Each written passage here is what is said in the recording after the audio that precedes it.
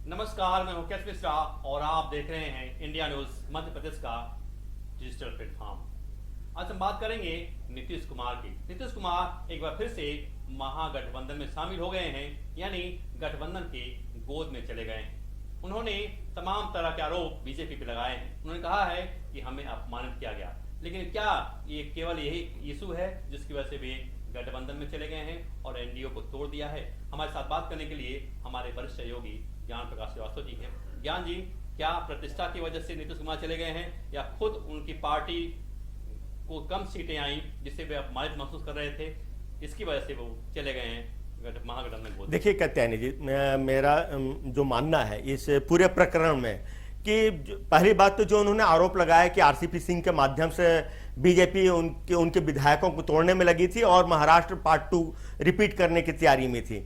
हो सकता है इसमें सच्चाई हो, क्योंकि आज का जो राजनीति का दौर है, खास करके बीजेपी के सेकंड टर्म में सत्ता में आने के बाद, तो इस तरह की कई घटनाएं हुई है, तो इससे हम इनकार नहीं कर सकते हैं। और दूसरा जो आपका कथन था कि जो जेडीयू की इस बार की सीटें बहुत कम आई है और उसमें कहीं ना कहीं बीजेपी की जो चिराग पासवान को एक डमी पार्टी के तौर पे लड़वाने की जो रणनीति थी, शायद ये बहुत बड़ी वजह थी नीतीश कुमार को कम सीटें मिलने की वजह से। और इसकी वजह से वो अंदर ही अंदर बहुत वेरी फर्स्ट डे वो खुश नहीं थे, वो नाराज थे। ठीक है, उनको सीएम सिर्फ चाहिए थी और बीजेपी उनको ऑफर कर रही थी, इसलिए उन्होंने इस चीज को कड़वा घूंट की तरह पी लिया। लेकिन ये तभी से लग रहा था कि ये बिल्कुल असहज, ये जो गठबंधन है बिल्कुल असहज है, इसमें कहीं भी कंफर्टेबिलिटी नहीं है, क्योंकि इसमें बीजेपी का अपर हैंड था और नीतीश कुमार शुरू से ही मतलब वो अपर हैंड हमेशा उन्होंने प्ले किया, चाहे वो आरजेडी के साथ गठबंधन में आए हो, चाहे बीजेपी के साथ गठबंधन में आए, उनका अपर हैंड था। लेकिन ये ऐसा टर्म था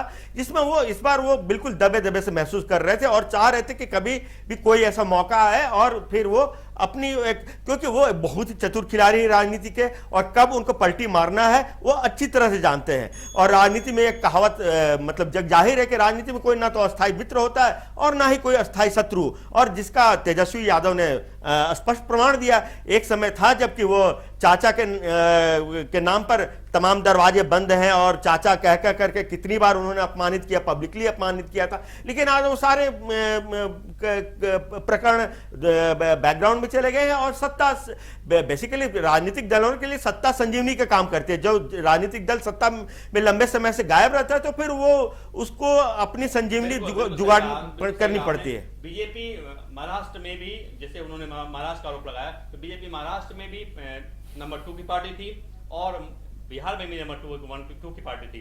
लेकिन पिछले कुछ दिनों में बीजेपी महाराष्ट्र में भी नंबर 1 बन गई और बिहार में भी बन गई। जैसे उद्धव को खल गया कि बीजेपी हमारी छोटी पार्टी थी, यानी छोटा भाई था हमारा महाराष्ट्र में, आज बड़ा भाई के रूप में आ गया है।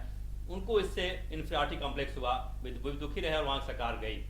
ठीक उसी तरह से बिहार में परिस्थिति बनी है।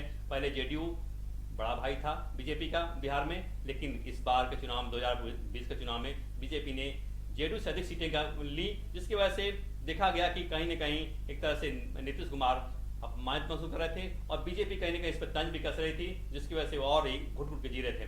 तो लग रहा था कि वो कहीं न कहीं एक बार फिर से पलटी मारेंगे और वे इस बार फिर महागठबंधन में गए हैं। क्या भविष्य होगा इस महागठबंधन का? कत्यानी जी, मैं आप इस चर्चा में एक और पॉइंट जोड़ना चाहूंगा कि मेरे हिसाब से ये अच्छा ही हुआ कि ये नीतीश कुमार इस एनडीए का साथ छोड़ करके महागठबंधन में आ गए, क्योंकि एक तो ये अननेचुरल सा लग रहा था। सरकार अच्छे से परफॉर्म नहीं कर पा रही थी, अच्छे से डिसीजन नहीं ले पा रही थी। यहाँ की नीतीश कुमार का अपने मंत्रियों पर ही नियंत्रण नहीं था। सारा जो बीजेपी कोटे के मंत्री थे वो सेंटर से डायरेक्शन ले रहे थे। तो ऐसे में कोई भी सरकार ज्यादा समय तक, लंबे समय तक काम नहीं कर पाती। नंबर 1, अगर देखा जाए बीजेपी पॉइंट ऑफ व्यू से, बेशक अगर बीजेपी इस पूरे प्रकरण के बाद सत्ता से बेदखल हो जाती है, लेकिन जो बीजेपी का बिहार में अस्तित्व है वो उनका वो एक हेडलेस चिकन की तरह है। उनका संगठन है, उनके विधायकों की संख्या अच्छी खासी है, लेकिन एक चमकदार नेतृत्व वो कभी भी नहीं रहा बीजेपी के पास। हो सकता है कि इस प्रकरण के बाद बीजेपी का शीर्ष नेतृत्व इस दिशा में भी सोचे और एक चमकदार नेतृत्व के और संगठन भी बहुत ज्यादा मजबूत नहीं है, जमीन स्तर पर नहीं है, ऊपर है, इसमें कोई अच्छे नेता भी हैं। नहीं, खैर सीटें निकल कर आ रही है, चाहे गठबंधन पे हो या जातीय समीकरण को देख करके। इन्हीं नेताओं में से कोई नेतृत्व मिलेगा बीजेपी को, लेकिन क्योंकि जो हमारा उन्होंने दूसरा इस है। बार जो डिप्टी सीएम के लिए दो नाम तारकेश्वर प्रसाद वो सिन्हा वो और डमी- वो डमी कोई है, नहीं, वो कोई सिर्फ मतलब जातीय नहीं था। समीकरण के हमारा- तहत हमारा उनको सवाल- दिया गया हमारा था। सवाल दूसरा है कि क्या बिहार में जंगल राज रिटर्न हो रहा है और क्या बिना मूछ वाले जो करोड़पति बन गए थे उन पर फिर ईडी उनको घेरेगी क्या?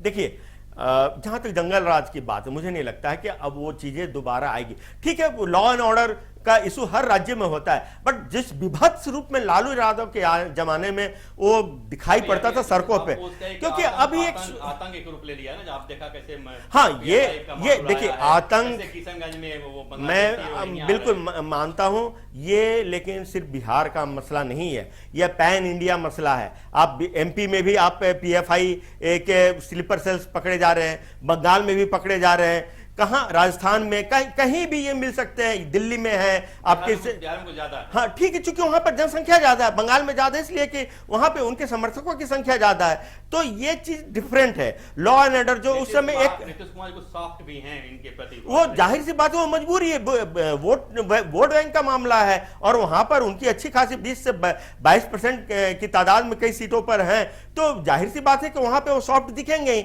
लेकिन आप एक देखिए कि उस समय जैसे लालू राज के जमाने में अपहरण उद्योग अपने चरण पर था, सारे उद्योगपति, सारे नामचीन डॉक्टर राज्य को छोड़कर के बाहर के राज्य दूसरे राज्यों में चले गए थे। बहुत ज्यादा बदलाव नहीं ज्ञान जी, आज भी शराब से मौतें हो रही हैं, छिनैती भी हो रही है, एनकाउंटर नहीं हो रहा है। जब तक एनकाउंटर नहीं होगा, बुलडोजर नहीं चलेगा, तब तक लॉ एंड ऑर्डर मेंटेन करना बहुत मुश्किल है। नहीं बिल्कुल, देखिए वो तो योगी मॉडल शायद बिहार में नहीं आएगा, क्योंकि बिहार को उस योगी की तरह नेतृत्व मिलने में वक्त लग सकता है। बिहार की तासीर यूपी की तासीर से बिल्कुल अलग है, हालांकि डेमोग्राफी ऑलमोस्ट सेम है, बट तासीर जो है, लोगों की मेंटालिटी है। बीजेपी भ्रष्टाचार का मुद्दा एक बार फिर से उठाएगी? अब देखिए, वो उनके नेता जो वहां का लोकल लीडरशिप है, वो अब किसको देते? शाहनवाज हुसैन, रविशंकर प्रसाद जो केंद्रीय नेतृत्व केंद्र में थे पहले, अब वहां पर राज्य में भेज दिए गए। लेकिन मुझे नहीं लगता है कि ये स्टेट पॉलिटिक्स में कामयाब हो पाएंगे। स्टेट पॉलिटिक्स में वही काम, और उनके पास पहले जो सुशील मोदी थे, वो उनके भी बस की नहीं थी। क्या भविष्य में ईडी की कार्रवाई आप देख सकते हैं? हाँ, ये देखिए, ईडी तो इनका मतलब एक ऐसा टूल है सेंट्रल, किसी भी सेंट्रल गवर्नमेंट का हाथ में, चाहे ईडी हो, चाहे सीबीआई हो, चाहे और भी कोई जांच संस्थाएं हैं, वो तो टूल्स रहती है।